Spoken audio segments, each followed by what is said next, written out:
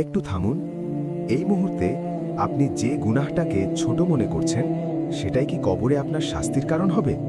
একটা সিগারেট, একটা মিথ্যা কথা, একটা ঘুষ, একটু নেশা। আজ আমরা শুনব এই অবহেলিত গুনাহগুলো কিভাবে মানুষের কবরের জীবনকে ভয়ঙ্কর করে তোলে। 2. ভূমিকা।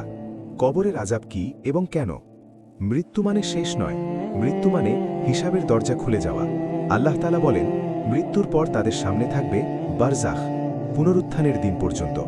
সূরা মুমিনুন 23 নম্বর সূরা, আয়াত 100। এই বারজাখের জীবনই হল কবরের জীবন। রাসূলুল্লাহ সাল্লাল্লাহু আলাইহি ওয়াসাল্লাম বলেছেন, কবর হল আখিরাতের প্রথম ধাপ। তিরমিজি।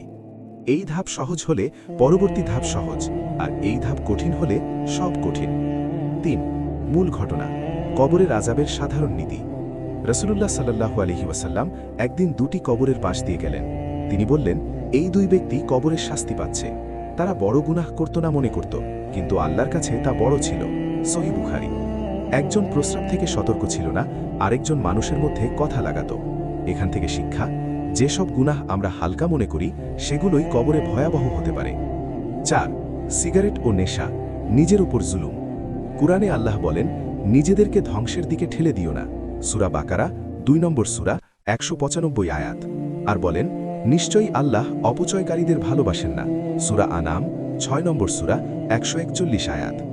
নেশা বা সিগারেট শরীর ধ্বংস করে, অর্থ নষ্ট করে, পরিবার কষ্ট দেয়, ইবাদতে অলস করে। রাসূল সাল্লাল্লাহু আলাইহি ওয়াসাল্লাম বলেছেন, তোমার শরীরেরও তোমার উপর হক আছে। সহিহ বুখারী। যে ব্যক্তি জেনে বুঝে নিজের শরীর ধ্বংস করে, সে নিজের উপর জুলুম করে। আর আল্লাহ বলেন, নিশ্চয়ই আল্লাহ জালিমদের শাস্তি দেবেন। সূরা ইব্রাহিম 14 নম্বর সূরা, 42 আয়াত। কবরের আযাব আসে এই জুলুমের ফল হিসেবে। 5. ঘুষ, হারাম খাওয়া ও ভয়ঙ্কর পরিণতি। ঘুষ সম্পর্কে কোরআনের ঘোষণা স্পষ্ট, তোমরা একে অপরের সম্পদ অন্যায়ভাবে ভক্ষণ করো না। সূরা বাকারা